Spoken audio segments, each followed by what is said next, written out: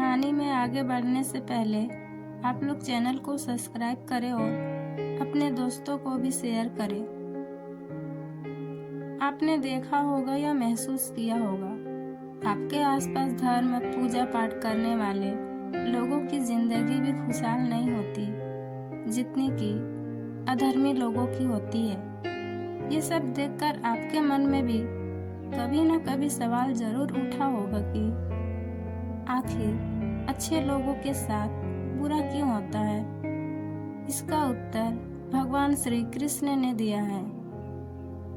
बता दें कि एक ऐसा धर्म ग्रंथ है जिसमें मनुष्य के मन में उठने वाले हर प्रश्न का हल विस्तार से बताया गया है। अर्जुन के मन में जब भी कोई दुविधा उत्पन्न होती थी तो वे उनके समाधान के लिए श्री कृष्ण के पास पहुंच जाते थे। ऐसे ही एक दिन अर्जुन भगवान श्री कृष्ण के पास आए और उनसे बोले, हे वासुदेव, मुझे दुविधा ने घेर रखा है और इसका समाधान आप ही बता सकते हैं। तब श्री कृष्ण ने अर्जुन से कहा कि हे धनंजय, अपने मन की दुविधा विस्तार से बताओ, तब मैं तुम्हें उनका हल बताऊंगा। अच्छे लोगों के साथ क्यों होता है बुरा?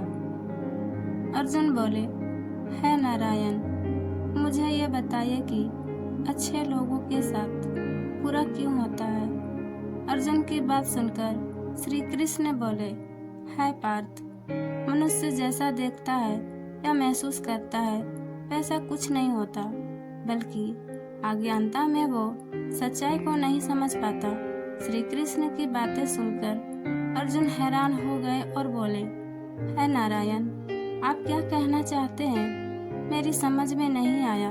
श्री कृष्ण बोले कि मैं तुम्हें एक कथा सुनाता हूँ, जिससे सुनने के बाद तुम समझ जाओगे कि हर एक इंसान को उसके कर्म के अनुसार ही फल मिलता है। अर्थात जो बुरा कर्म करता है उसे बुरा फल मिलता है और जो अच्छा कर्म करता है उसे अच्छा फल मिलता है, क्योंकि अच्छा और बुरा कर्म तो मनुष्य पर निर्भर करता है। श्री कृष्ण ने अर्जुन को उदाहरण से समझाया। वो बोले कि एक नगर में दो पुरुष रहा करते थे। उनमें एक व्यापारी था जो धर्म को बहुत महत्व देता था। वो पूजा पाठ और भगवान में बहुत विश्वास करता था। वही दूसरा पुरुष पहले वाले से बिल्कुल विपरीत था। वो मंदिर तो जाता था, लेकिन पूजा पाठ के उद्देश्य से नहीं, बल्कि मंदिर के बाहर जूते चप्पल चुराने के लिए। इसी तरह समय बीतता गया। उस नगर में जोर की बारिश हो रही थी। उस दिन मंदिर में पंडित के अलावा कोई नहीं था। यह बात जब दूसरा पुरुष को पता चली तो उसके मन में ख्याल आया, यह सही मौका है मंदिर के धन को चुराने का। वो मंदिर पहुंच गया और मंदिर में रखा सारा धन चुरा लिया। उसी समय धर्म कर्म में विश्वास रखने वाला व्यापारी भी मंदिर पहुंचा और भगवान के दर्शन किए, लेकिन मंदिर का पुजारी उस भले व्यक्ति को चोर समझ बैठा और शोर मचाने लगा। इतने में मंदिर में भीड़ जुट गई और लोग उस व्यापारी को चोर समझ बैठे। व्यापारी बचता हुआ उस मंदिर से तो निकल गया, लेकिन दुर्भाग्य से उसका साथ नहीं छोड़ा। बाहर निकलते ही वो एक गाड़ी से टकरा गया और घायल हो गया।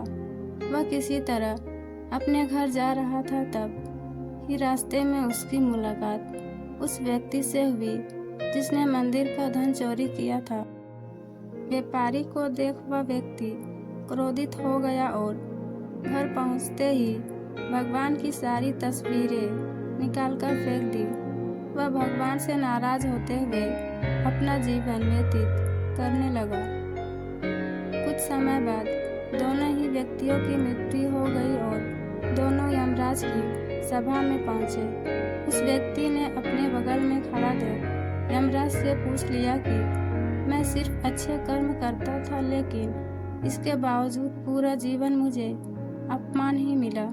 इस पर यमराज ने व्यापारी को बताया कि पुत्र, तुम गलत सोच रहे हो।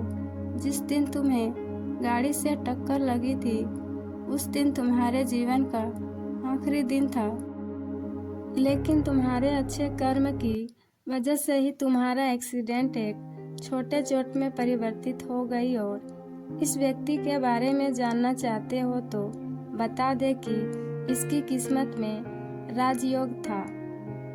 श्री कृष्ण अर्जुन को ये कथा सुनाने के बाद पूछते हैं कि पार्थ, तुम्हें तुम्हारे प्रश्न का उत्तर मिल गया। ऐसा सोचना कि भगवान किसी के अच्छे कर्म को नज़रअंदाज कर रहे हैं तो ये बिल्कुल गलत है। भगवान हमें किसी रूप में दे रहा है ये समझ में नहीं आता, लेकिन अगर आप अच्छे कर्म करते हैं तो भगवान का आशीर्वाद सदैव आप पर बना रहता है। इस कहानी से ये मालूम पड़ता है कि हमें कभी भी अपने कर्मों को नहीं बदलना चाहिए, क्योंकि आपके कर्मों का फल आपको इसी जीवन में मिलता है, बस उसका पता नहीं चलता।